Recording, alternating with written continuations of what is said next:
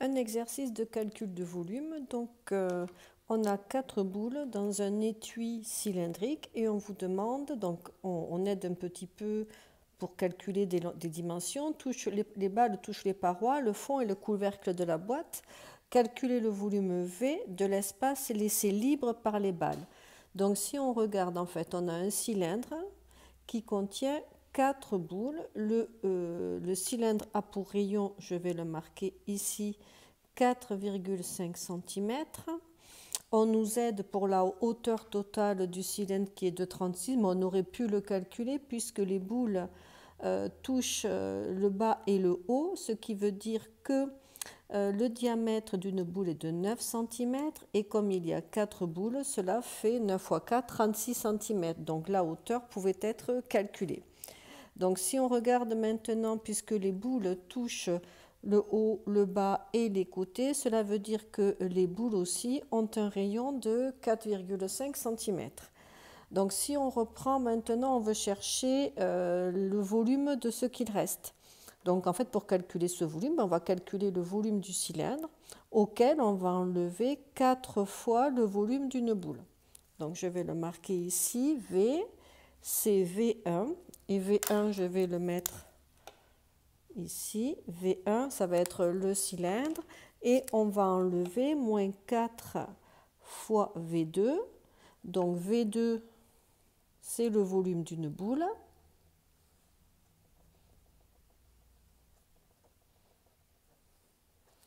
Et V1, je le prends ici, c'est volume du cylindre.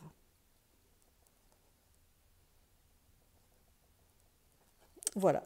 Donc en vert, je marquerai le volume du cylindre et en rose, les volumes des 4 boules. Donc si on prend le volume du cylindre, quelle est la formule? La formule, c'est pi r au carré multiplié par la hauteur. Alors, pour apprendre la formule du volume du cylindre, en fait, on se dit que c'est l'aire du disque. Donc, l'aire d'un disque, c'est pi r au carré. Et ce disque, il monte sur toute la hauteur. Donc, on doit le multiplier par h. De ce volume, vous pouvez reprendre les formules que vous avez vues en quatrième avec le volume de la pyramide et le volume du cône, parce qu'on sait qu'un cône de même rayon, si on verse le contenu du cône, il peut y rentrer 3 fois. Donc le volume du cône, c'est 1/3 du volume du cylindre.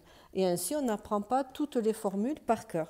Par contre, celle de la boule, il faut la retenir, hein, c'est 4/3 de pi r au cube. Voilà. Donc quand on fait les calculs maintenant, on va remplacer par les données de l'exercice. Je vais marquer le V de départ en noir. Donc c'est pi multiplié par 4,5 au carré multiplié par 36. Ça c'est le volume du cylindre moins 4 fois multiplié par 4/3 pi multiplié par 4,5 au cube. Pardon, j'ai fait bouger la feuille. Donc, ce qui vous donne pi multiplié par, quand j'ai fait le calcul, 4,5 au carré, c'est 20,25. On peut aller plus vite, mais je vais détailler. Multiplié par 36. Ici, moins 4 fois 4/3, ça fait 16/3. Pi multiplié par 4,5 au cube.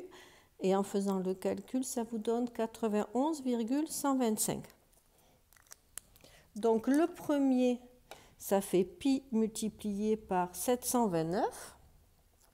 Et pour le second, quand on calcule, en fait, 91,125 est un multiple de 3. Donc cela va se simplifier et ça vous donne pi multiplié par 486. Que l'on peut écrire, je vais rajouter quelques lignes de V. Peut-être, allez, une autre. Donc, pi fois 729, ça s'écrit 729 pi. Pi fois 486, ça se lit 486 pi. On a pi en commun, donc on peut factoriser. et cela vous donne 729 moins 486, ce qui donne 243 pi. Et ce volume est en centimètres cubes. Ça, c'est la valeur exacte. Et on vous demande maintenant une valeur arrondie, la valeur arrondie au millimètre cube. Donc, on fait attention parce que 1 millimètre cube, c'est égal à 10 moins 3 centimètres cubes, ou 1 millième. Donc, pour avoir un arrondi, l'arrondi au millimètre cube, il nous faut 3 chiffres après la virgule. Donc, avec la calculatrice, on obtient 763,407. Voilà. Donc, si on conclut, on va dire que le volume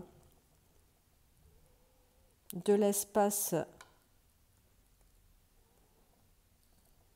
libre est de 243 pi centimètres cubes, soit environ 763,407 centimètres cubes, que l'on peut aussi écrire 763 407 millimètres cubes.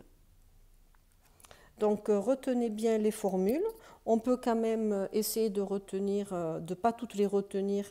En tout cas, du volume du cylindre, on peut passer au volume du cône.